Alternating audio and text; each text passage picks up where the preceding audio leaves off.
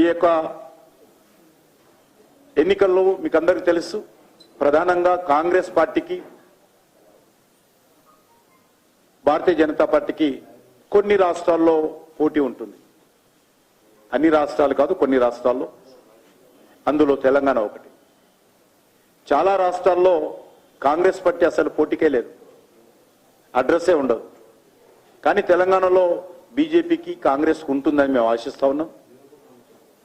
అదే స్థాయిలో పార్లమెంట్ అభ్యర్థి ఎవరు ఉన్నప్పుడు మరి స్పష్టంగా ఏ పార్టీ నుంచి కానీ ఏ కూటమి నుంచి కానీ ఈరోజు నరేంద్ర మోడీ గారికి ఎదురు నిలబడేటువంటి శక్తి ఏ కూటమికి లేదు, ఏ పార్టీకి లేదు. దేశంలో అనేక సర్వేలు మనం చూస్తా ఉన్నాం.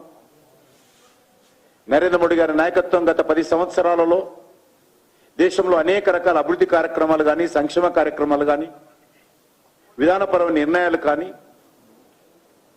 లేక సాహసోపేతమైనటువంటి చర్యలు కానీ అన్ని వర్గాల ప్రజలు ఈరోజు అభినందిస్తా ఉన్నారు, ఆశీర్వదిస్తా ఉన్నారు.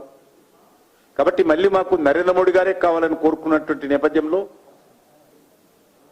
మరి నాకు తెలిసినంత వరకు మొదటిసారికి రెండోసారి మెజార్టీ పెరిగింది, రెండోసారికి మూడోసారి అద్భుతమైనటువంటి మెజార్టీ నరేంద్ర మోడీ గారి నాయకత్వంలో భారతీయ జనతా పార్టీ పొందబోతా ఉంది.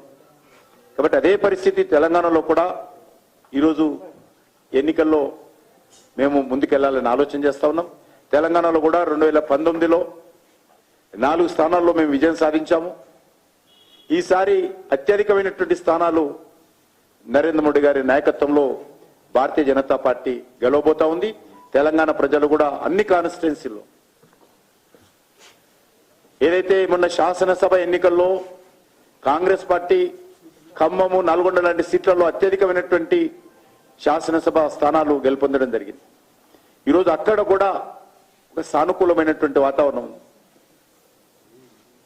ఖమ్మం, నల్గొండలో కూడా నరేంద్ర మోడీ గారే రావాలి,